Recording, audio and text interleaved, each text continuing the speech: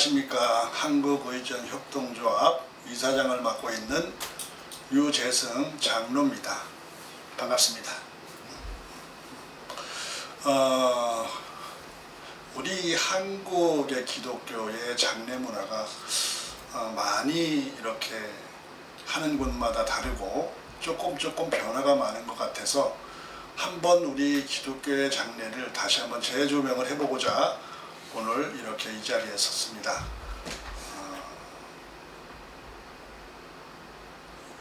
기독교 장례 시연의 목적과 그리고 과정 그리고 용품과 거기에 따른 모든 어떤 절차와 과정들을 다시 한번 조명해 보면서 우리가 기독교 장례를 어떻게 맞이해야 되고 어떻게 준비해야 되고 어떻게 치러야 되는지를 한번 조명해 보는 시간을 갖도록 하겠습니다.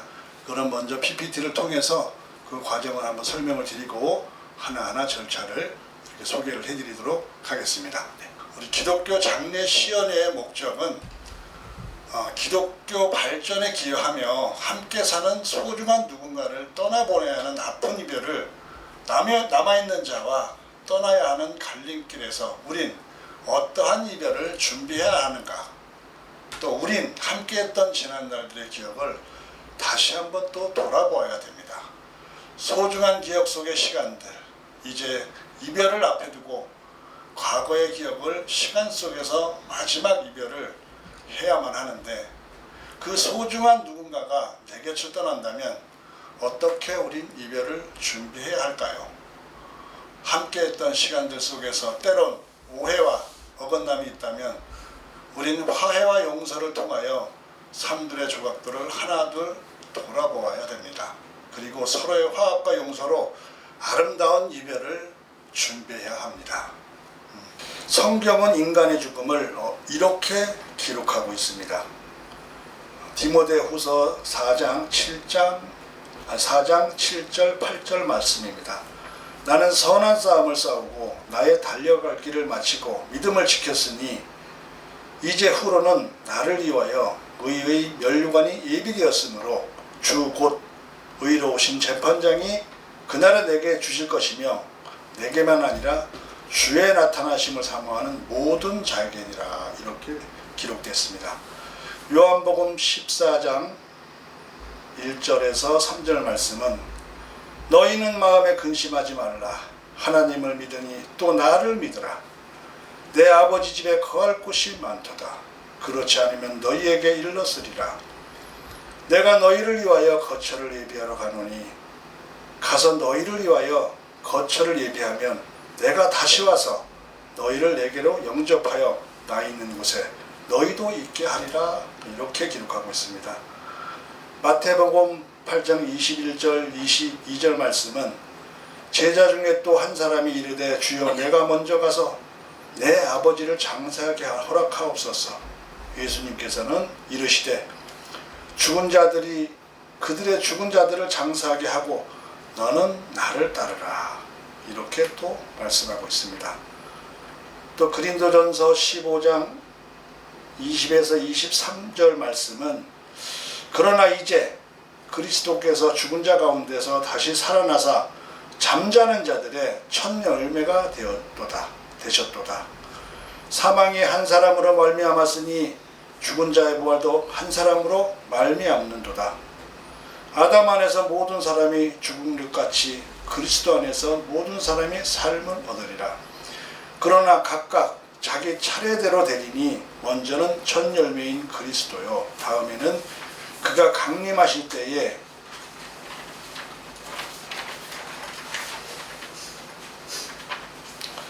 보라 그리스도에 속한 자요.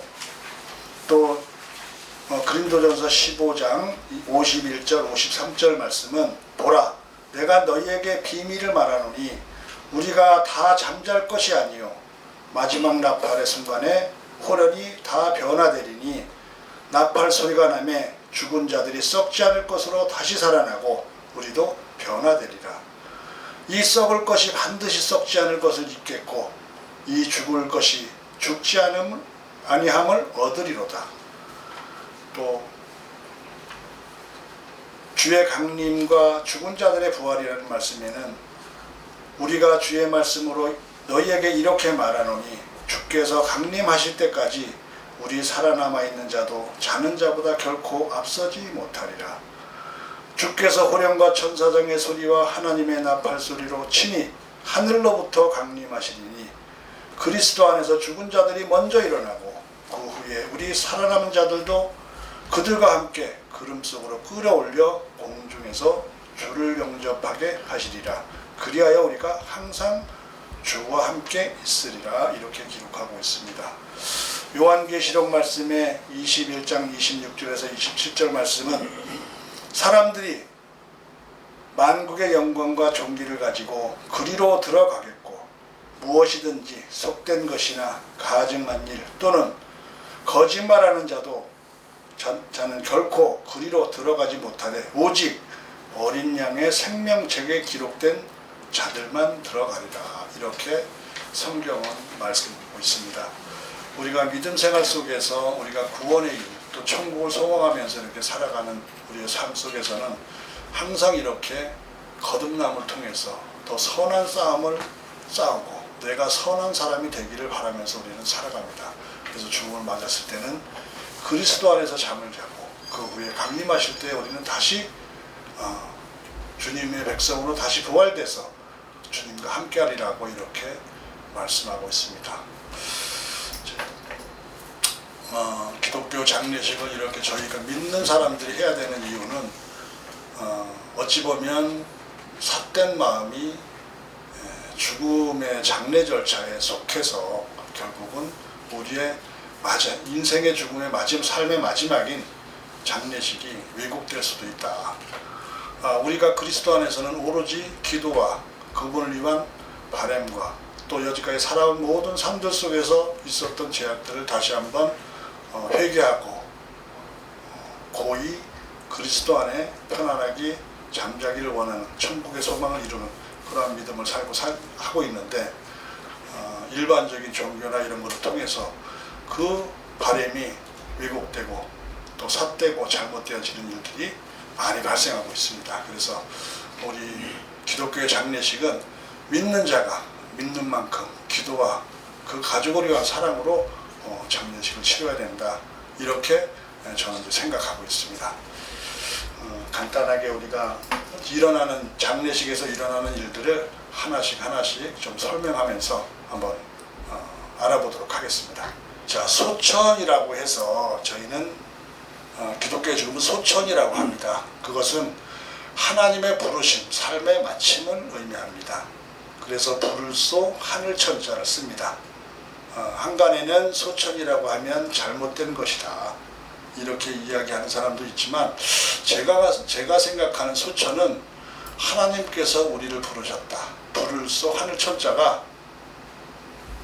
맞지 않을까. 해석을 자꾸 한다고 하는 것은 어떻게 보면 그런 우리에게 의미를 전달하고 말을 전달하고 이런 하나의 도구지 그것을 통해서 자꾸 뭔가 평가나 이런 것들을 하는 것보다는 참고의 역할이다라고 저는 생각을 합니다. 그리고 영자설치라고 해서 돌아가신 소천하신 분의 사진을 걸어놓거나 그 사람의 상징성을 이렇게 차려놓곤 합니다. 그것은 하나의 메시지의 역할이다. 누군가를 동경의 대상으로 바라보려고 하면 뭔가 매개체라는 것이 필요한데 그 사람의 형상을 만들어 놓으면 그 사람이라는 것을 다시 한번 인식하게 되고 또 지난 과거의 시간을 돌아보는 하나의 메시지를 주기 때문에 이것은 그 사람을 살아왔던 사람들의 어떤 지난 과거를 돌아보면서 기도할 수 있는 기도의 자리가 되지 않을까 이렇게 생각을 합니다. 그 다음에 우리가 이 소천하신 분의 시신은 그리고 우리가 시신을 이렇게 수습하는 일이 있는데 그것은 이제 우리가 보통 염습의 과정이다 이렇게 이야기를 합니다. 그 염습의 과정 중에는 옷을 입히는 과정이 있고 관절을 바로잡는 과정이 있고 그 바로잡은 관절을 시신을 정리하는 염의 과정이 이렇게 복합적으로 이루어지는 것이 원래 염습이라고 합니다. 그래서 그냥 대충 하는 것은 왠지 모르게 서운하고 그렇다고 너무 복잡하게 하는 것 또한 도리가 아닌 것 같고, 그래서 저희가 요새 같은 경우는 편하게 모신다고 해서 옷만 입혀서 하는 경우도 많이 있습니다. 그런데 시신을 정리하는 일은 그분의 삶을 거두는 의식이기도 하고 그분의 삶을 정리하는 일이기도 합니다. 왜? 우리가 살아오면서 함께했던 사람들의 모습이기 때문에 그렇습니다. 그래서 그런 거를 정리한다. 그래서 염습은 어찌 보면 우리는 그 사람의 삶을 거두는 정리의 의미를 갖는다. 이게 더 큰 의미라고 생각이 됩니다.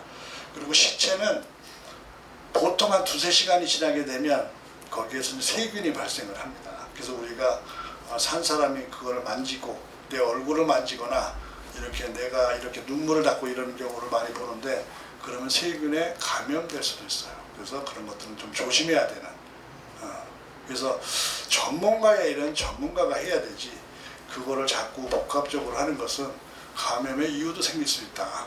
예를 들어서 이제 전염병이나 이런 경우에는 큰 화를 또 당하기도 하고 그렇습니다. 그런 일들이 생깁니다.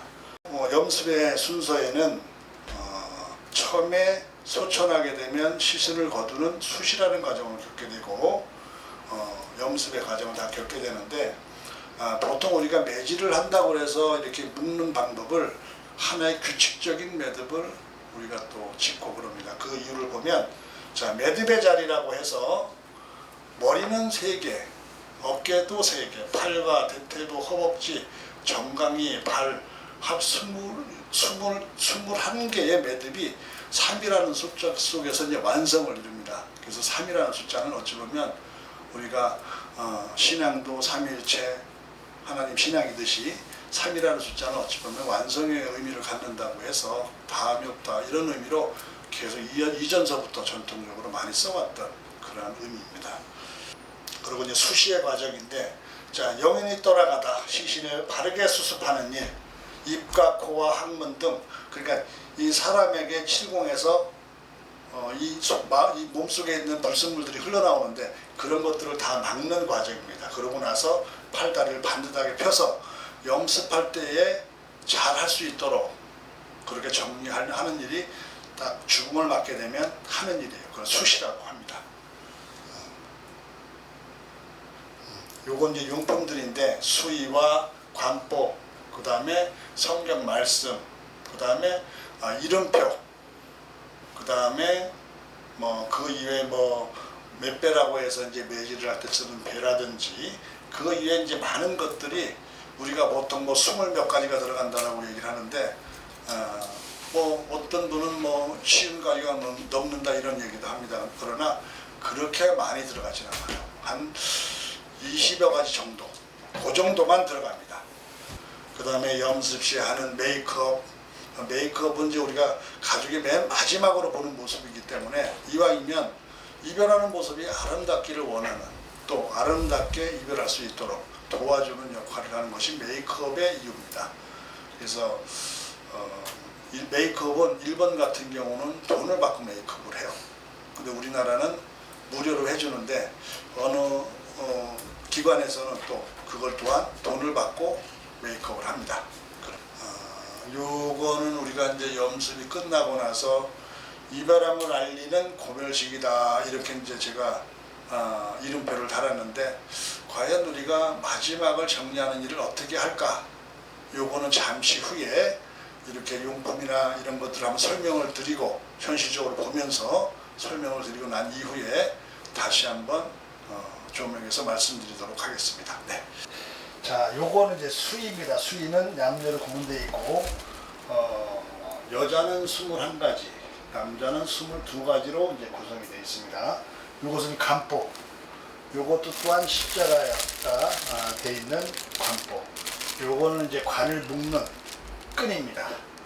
요것은 이제 한지라고 해서 이렇게 시신을 싸거나 그 위에 좀 보기 좋게 하는 도구로 사용하는 거고, 요거는 이제 수의를 입히기 전에 그 속에다 한지를 쌉니다. 그걸 지옷이라고 이야기하는데 그것이고, 요것은 탈지면, 목욕을 시킬 때 쓰는 탈지면입니다.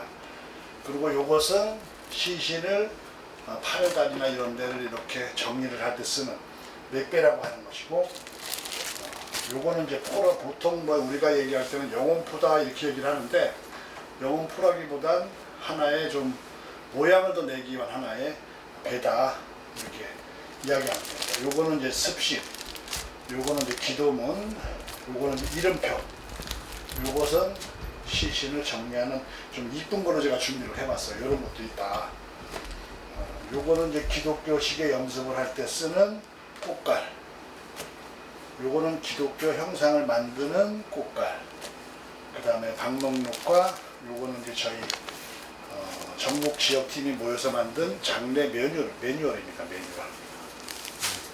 그리고 요거는 이제 수시포라고 하는 것이고, 요거는 이제 수시용 매트라고 해서 딱 돌아가시게 되면, 소천하시게 되면 몸에서 나오는 이제 물들이 많이 수분이 나와요. 그래서 그거를 좀 이렇게 방지하기 위해서, 흘러내리는 걸 방지하기 위해서 이게 흡수 역할을 하는 겁니다. 그 다음에 자, 요것은 우리가 누구라는 것을 증명하기 위해서 세우는 명패, 이름표입니다. 이름표. 그래서 우리가 이걸 명패라고 해요. 일반적으로 쓸 때는 위패라고, 세운다라고 해서 위패라고 하는데, 요건 명패입니다. 명패. 요거는 우리가 말씀을 소천하신 분에게 드리는 기도와 같은 말씀이에요. 하나님의 말씀. 요것은 우리가 좋은 계기 오면 와가지고 그냥 어떻게 할지 모르잖아요. 그걸 돕기 위해서 여기에 보시면 그리스도인입니다. 헌화와 묵념으로 마음을 전합니다. 상주와 가볍게 목례와 위로의 말을 전합니다. 이렇게 해서 오시는 분들에게 이렇게 하게끔 도와주는 역할, 그거를 하는 겁니다. 자, 요거는 이렇게 정리하겠습니다. 네, 요건 이제 유골함이라고 하는 건데, 유골함은 단기로 보관할 때는 큰 뭐 부작용이나 이런 게 없어요. 그런데 오랜 시간 보관하게 되면 문제를 일으킵니다. 그것도 환경에 따라서 많이 적응을 받기 때문에 어떠함을 어떻게 써야 되는지, 어떤 환경에서 써야 되는지, 이것이 어찌 보면 참 중요한 일이에요. 그래서 함을 제가 두 가지로 준비를 했는데, 요거는 우리가 이렇게 진공 뚜껑이 있는 다남이라고 해요. 다남. 왜 다남이라고 그러느냐? 자, 이렇게 보시면 항아리 속에 황토색이 있어요. 자, 그런데 여기에 황토함이 별도로 들어가 있지는 않아요. 이렇게 형태가 타원이나 모양을 가지고 있는 함들은 다 어찌 보면 다남으로 제작이 됩니다. 그건 왜 그러냐면, 요거와 요거의 비교를 해보면, 자, 요거는 세 겹으로 되어 있어요. 그런데 이 세 겹이 거의 일자형의 함을 끼워 놓는 형태로 제작이 된 거예요. 그러다 보니까 여기에는 제작을 할 때 끼워 넣지 못합니다. 그래서 이 안에는 황토인데, 이 황토이긴 한데 어찌 보면 큰 작용을 하지 못하는, 이거보다는. 그래서 그렇게 만들어진 겁니다. 요거는 이제 외부나 이런 데 이제 보관을 하기 쉽도록, 또 오래 보관을 해도 문제가 되지 않도록 만들어진 함들이에요. 이거를 보면 시험하는 방법은 이제 간단합니다. 간단해.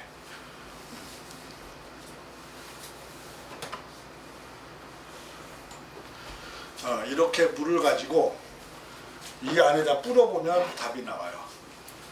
이렇게. 그러면 이 물은 흡수가 되지 않아요. 그냥 흘러내린다. 이 함들은. 왜 그러냐면 다남이기 때문에 그래요. 요거 같은 경우는 황토가 들어가 있어요. 황토가. 그래서 이런 함들은 황토 자체가 흡수를 해요. 그냥. 그래서 이런 함의 차이예요. 근데 습도가 많은 곳에 이런 함을 썼다 그러면, 자, 유골에는 원래 세균이 있죠. 세균이 없어요. 그런데 처음에는 유골이 수분을 빨아들여서 결국은 수분이 날아갑니다. 처음에. 근데 이것이 밀도가 점점 강해지면서 벽이 형성이 돼요. 그러다가 결국에는 물이 빠져나가지 못하니까 유골이 굳게 돼요. 시간이 지나면. 그리고 굳다 결국엔 수분이 들어가서 하나의 공백이 유발되면 결국은 유골이 썩는 현상까지 만들어집니다. 근데 이런 것 같은 경우는 그런 것들을 방지를 해주는 거예요. 황토가 수분을 흡수를 해주고, 요거는 이제 밀봉이라고 해서 이 함에 보면 이게 저 파킹이라는 것이 이렇게 다 돼 있어요. 그래서 이걸로다가 여기를 꽉 틀어 막아서 거기다가 질소까지 충전을 하다 보니까 곰팡이균이 발생하지 않아요. 그래서 오래 보관해도 전혀 문제가 없는. 그러니까 이거는 장기 보관용, 요것은 단기 보관용, 또 요것은 실내에서도 환경이 좋은 그런 곳에 보관하면 좋고, 요거 같은 경우는 어떤 악조건에서도 보관해도 큰 무리가 없는 그런 함으로 제작이 된 거예요. 그래서 원래 이 함은 예부용으로 원래 만들어진 거예요, 제작할 때. 그래서 이런 부분을 좀 가르쳐 쓴다 그러면 아마 큰 도움이 되지 않을까. 비용면에서 많이 차이가 나요. 함 하나 사는 거와 함 3개 사는 거는 가격이 크기 때문에 그래요. 이거와 이거와의 가격이 원가로 따지면 약 한 4배 정도 차이가 나요. 원가로 따지면 4배? 3배에서 4배 사이 그 정도 차이가 납니다. 그래서 그거를 우리가 쓸 때는 한번 고민을 해봐야 된다. 뭐 예를 들어서 한 3년만 보관하고 뭐 어디 이렇게 가겠다라고 하면 굳이 이런 좋은 함을 쓸 필요가 없어요. 그럴 땐 이런 함을 써서 단기 보관을 하는 거니까 그렇게 활용하시는 게 좋습니다. 자, 이번에는 우리가 수의를 쓰게 되는데 어떤 재질의 어떤 수의를 쓰는 것이 좋을까, 이런 생각을 한번 해봐야 됩니다. 여기에는 일명 뭐 육수라고 하는, 또 나일론, 화학섬이라고 하는 나일론 수의, 요것은 이제 면사입니다. 면사, 면으로 만들어진 것. 요것은 점화, 요것은 대마. 요렇게 해가지고 제가 과연 이거를 태워서 어떤 현상이 일어나는지를 한번 확인을 한번 해보려고 합니다. 먼저 대마를 한번 태워보겠습니다. 대마. 자, 대마는 타는 것도 연기도 없이 잘 타지만 타고 나면 제가 하얀색으로 변해요. 그 이유가 뭐냐면, 자, 흙에서 난 자연 그 나무나 이런 모든 것들이 타면 제가 다 하얗죠. 그래서 이건 자연섬이라는 거예요. 그래서 이렇게 이제 대마는 이렇고, 또한 뭐 점화도 같은 뭐 자연섬이기 때문에 똑같습니다. 이것도 자, 보시다시피 이게 대마는 좀 굵은 것이고 점화는 좀 가는 것이고, 점화가 2년산이면 대마는 3년산 정도 그렇게 차이가 납니다. 그리고 또 하나, 요거는 이제 면사라고 해요. 면으로 만들어진 거. 요거는 타는데 색깔이 좀 검습니다. 검은색이 나요. 면은 이렇게 타는 것도 점화처럼 또 마처럼 그렇게 확 타진 않죠. 자, 그러나 수의를 쓰기에는 전혀 무리가 없다. 근데 요거 같은 경우는 이제 화학섬인데 나일론이에요. 나일론. 이거는 검은 연기뿐만 아니라 은불에서 붙어 들어가요. 그래서 이것이 제가 사라지는 게 아니라 희색의 굳은 덩어리로 그냥 유골과 섞이는 형태의 수의예요, 결국은. 그리고 세탁업 원래 그 시험에 나와 있는 내용을 보면 이 희색의 굳은 덩어리도 생기지만 청산가리의 독성분을 발생시킨다. 그래서 이왕이면 이거와 이거의 차이가, 수의 차이가, 가격대가 그렇게 나지 않는데 이왕이면 이렇게 최소 면사이상의 수의를 써줘야 그래도 최소한의 도리가 아닐까. 뭐 설령 돌아가신 소천하신 분이라고 하더라도 시체는 어떻게 보면 나와 참 함께도 소중한 사람이잖아요. 그래서 화학섬유로 이렇게 하는 것은 도리에 맞지 않지 않을까 이렇게 생각을 합니다.